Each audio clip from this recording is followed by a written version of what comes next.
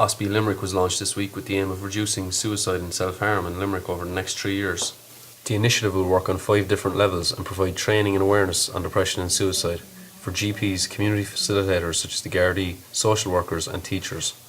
Ireland has been selected as an intervention country along with Hungary, Portugal and Germany. Well, the figures for self-harm, so where people take an overdose or engage in self-cutting but they survive, are very high in Limerick for both men and women. And in fact, if we compare it to other cities and counties in the country, they are the highest. And that's already for a good number of years. So that further underlines the need for people to be here and to learn about the new initiative, but also to link in with us to implement the new actions. I mean, today we learned that there was a 26% increase in suicide last year.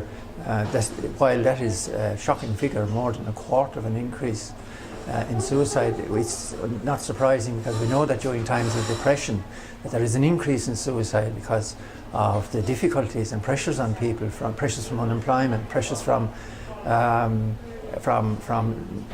loss or potential loss of home, financial pressures.